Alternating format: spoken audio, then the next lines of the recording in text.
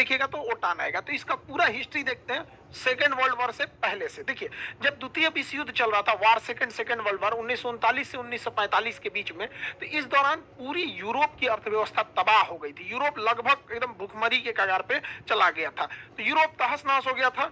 इसी बीच जर्मनी जो था, अब लगभग जर्मनी की हार तय थी, क्योंकि जर्मनी सेकेंड वर्ल्ड वॉर में बहुत कूद रहा था। लेकिन जर्मनी की हार लगभग तय समझ गई थी। और ये जो हिटलर है, हिटलर के मरने के 4 महीना पहले ही फरवरी 1945 में ये डिसाइड हो गया कि अब जर्मनी हार जाएगा।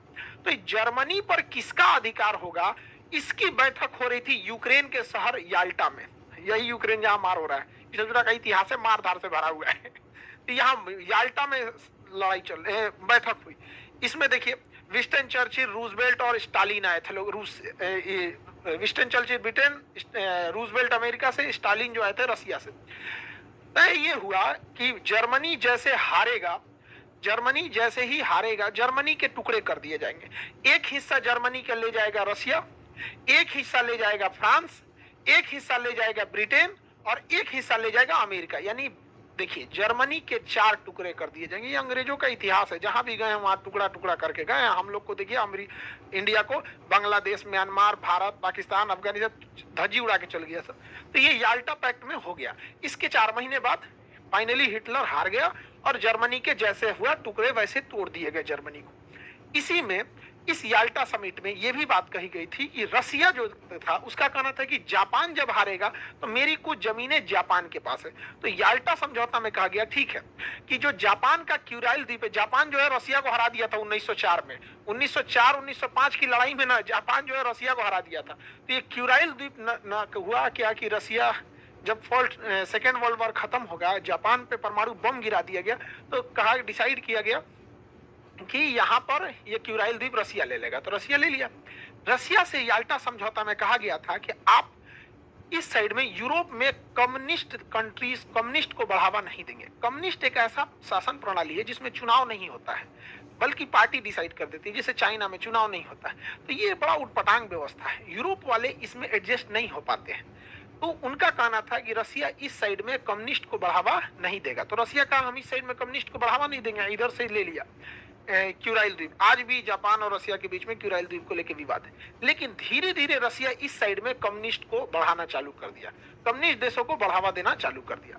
इसका संदेह हो गया उस समय के तत्कालीन जो अमेरिका के राष्ट्रपति थे 1945 में, यहाँ पे ट्रूमैन को आभास हो गया कि इस साइड में ठीक है रसिया उधर चला गया, रसिया भी कम्युनिस्ट है, ये आपका चाइना भी है, उत्तरी कोरिया भी तानाशाह है, कम्युनिस्ट के बराबर ही होते हैं।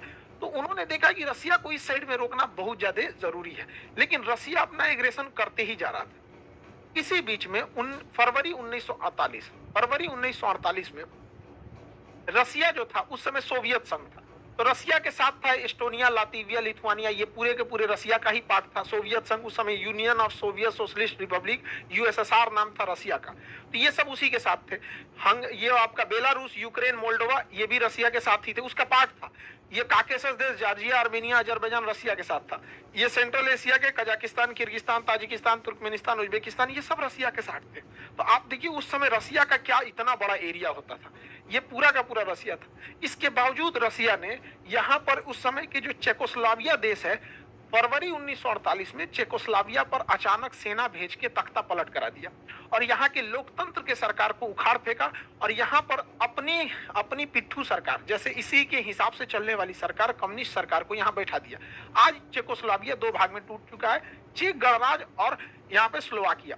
उस समय इसने कब्जे किया। अब यूरोप वालों को डर हो गया कि भैया यहाँ तक तो खुद का खुद रसिया है, अब ये इसके भी आगे बढ़ेगा तो हम लोग कहां जाएंगे। और उसके अलावे जर्मनी का एक हिस्सा तो रसिया याल्टा समझौते के तहत ही ले चुका था। अब इसके बाद अमेरिका वालों का नींद खुला कि भैया इनको कैसे रोका जाए। तो रसिया क्या था कि अन्य सरकारों को भी लालच देता था कि तुम भी कब्जा कर लो, तुम भी कब्जा कर लो, लोकतंत्र की सरकार को उखाड़ फेंको। इसी बीच अमेरिका को खबर लगी कि रसिया का अगला टारगेट है तुर्की पे कैसे भी कम्युनिस्ट सरकार को लगाना। तो ट्रूमैन जो वहां के राष्ट्रपति थे, उन्हें मार्शल प्लान लगाया। देखिए मार्शल लॉ अलग है, मार्शल प्लान अलग है। इन्होंने मार्शल प्लान लाया अप्रैल 1948 में।